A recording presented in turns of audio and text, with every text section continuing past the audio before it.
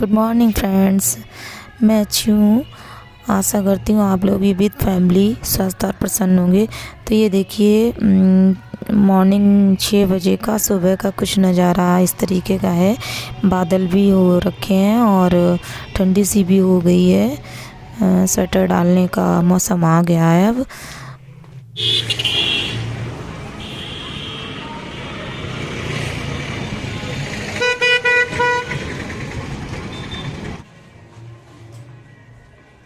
एक बार फिर से स्वागत है आप सभी का मेरे चैनल वो सुबह कभी तो आएगी में।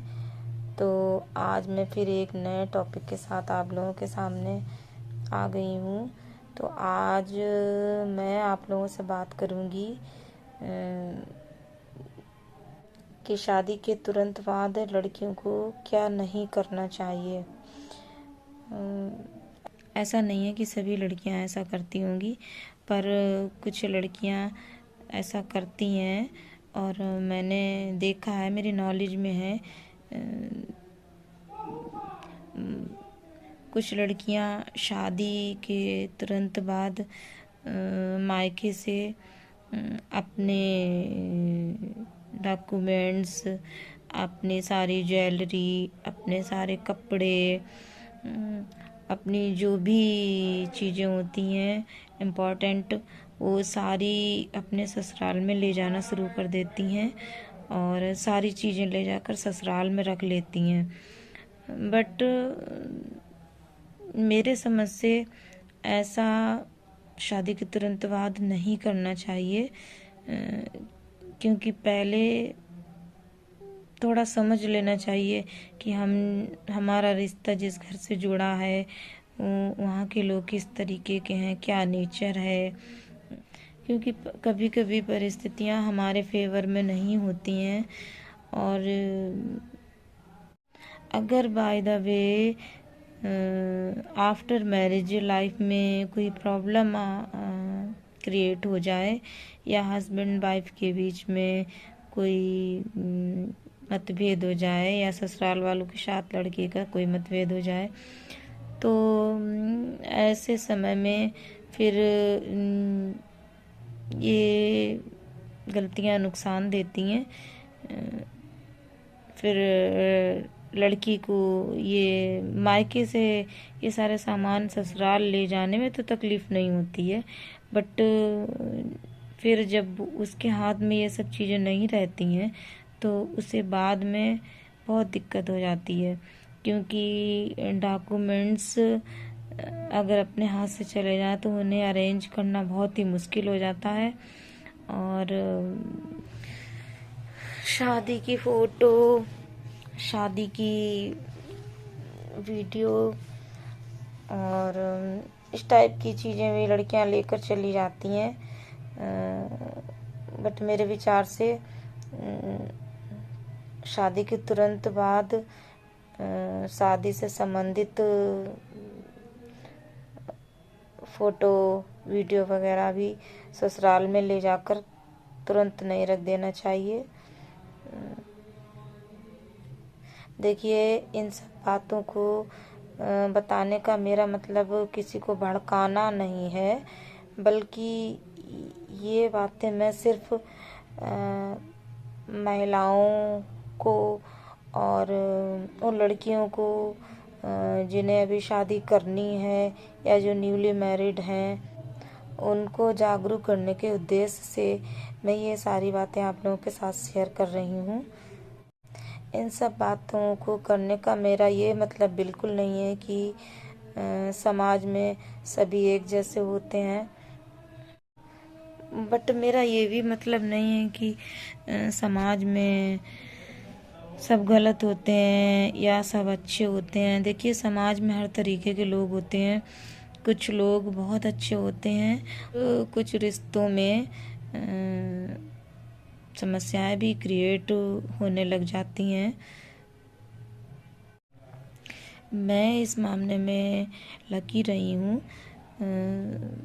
क्योंकि मेरी ससुराल बहुत दूर थी, तो इस वजह से मैंने ना तो शादी की फ़ोटो, ना शादी की वीडियो, ना अपने कोई डॉक्यूमेंट्स, ना अपनी कोई इम्पोर्टेंट चीज़ ससुराल में ले जाकर रखी। मुझे इतना मौका भी नहीं मिला कि मैं अपने ससुराल ले जा पाती। मेरी ससुराल बहुत दूर थी, तो फर्स्ट बार में ही मैं 17-18 दिन बाद अपने ससुराल रहकर मायके वापस आई थी। और सेकंड विदाई के लिए ही मेरे हस्बैंड कम से काफ़ी लंबे टाइम के बाद आए थे। तो शुरू से ही मुझे कुछ अजीब सा लगने लग गया था। कुछ बातें भी मेरी नॉलेज में ऐसी आ गई थी। तो थोड़ा सा मेरा माइंड सेट नहीं था, कन्फ्यूजन भी था मुझे, और दूरी भी बहुत थी।